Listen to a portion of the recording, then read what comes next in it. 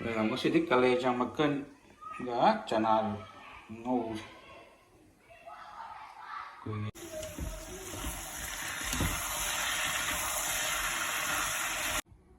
Kaleja makan ngouba chak.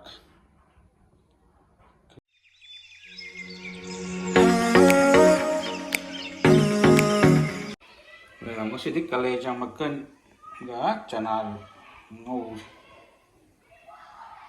Kuya semua saya dah bos. Masih mau try tu. Masih makan jaket kecil makan mah. Kaleja 2 gram. Chana kaleja ngouba salah sih. Kaya lah. Oke, engineer lo udah fortune. Fortune na. Insyaallah ga jalan. Mau bong jalan sih. Yang langang mem.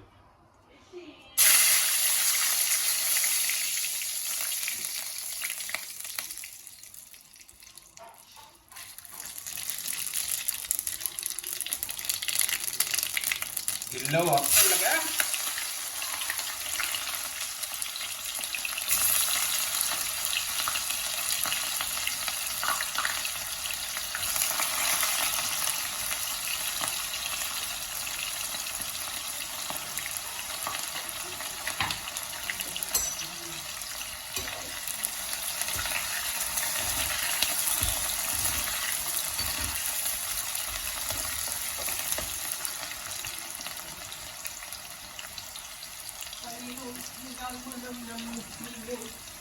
Dalam option lagi ya.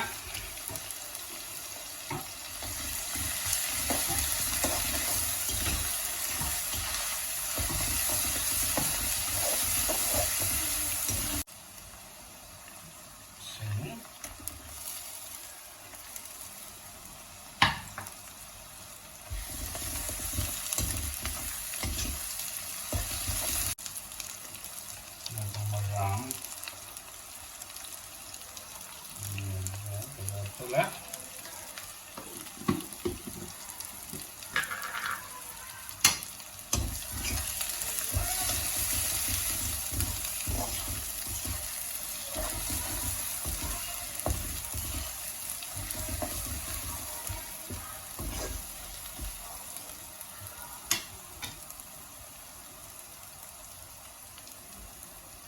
Makan kayak apa lagi?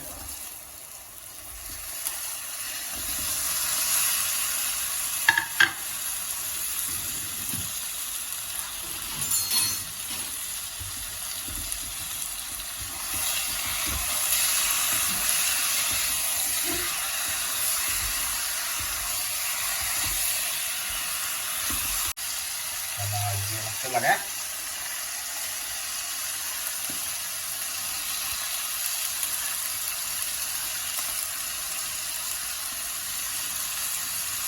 Apa lagi? Ini.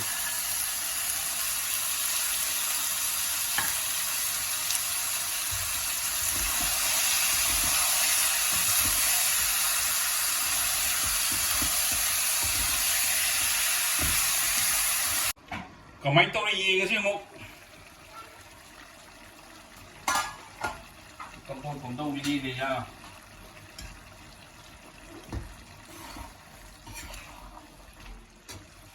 Nakaway charap kaya mahaw rin. May hotel rin. Pa mga tara rin. Vendor pa mga tara pa. Oh, guwas tin. Ay, wala charap siya lang. Ang kamay to rin. Lapsa lagi tawo rin. Lagi.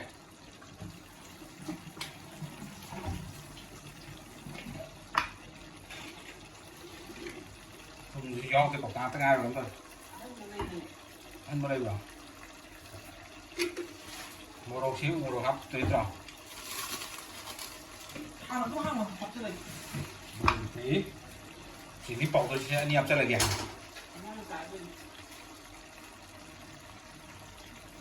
Ama cái apa sih?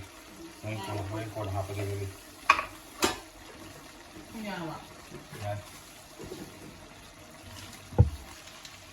Cái bọc tôi sẽ một cái tôi sẽ thịt cá làm cho ra.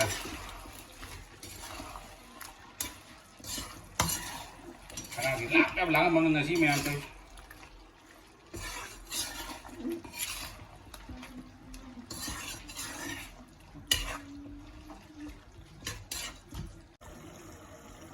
Là có mấy đâu đi.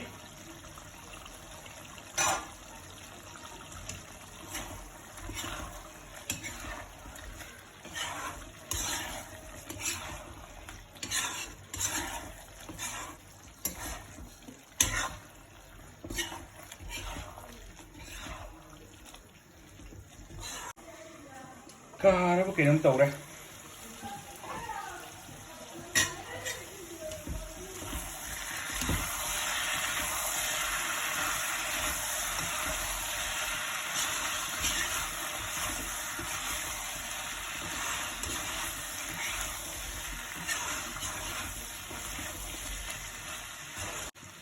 Mật chú, mật chú học rất là nghe thật biết.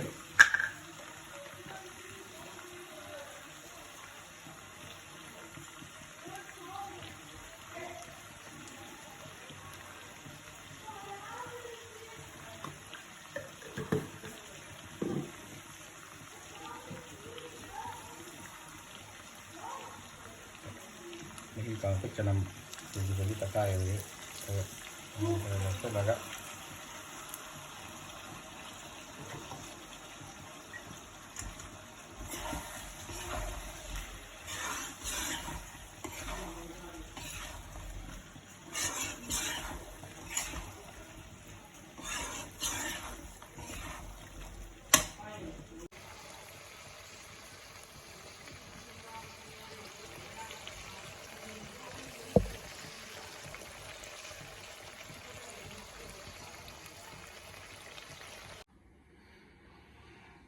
Sisihkan ini Kaleja Makan Ngouba Chana ka. Wow, tebak tadi cucu tahu deh. Kaleja Makan Ngouba chak. Kaya sige tahu lagi. Sige hinge wakara mucatu oke yang tadi. Apa yang ini? Mucatu oke tadi. Mau yang orang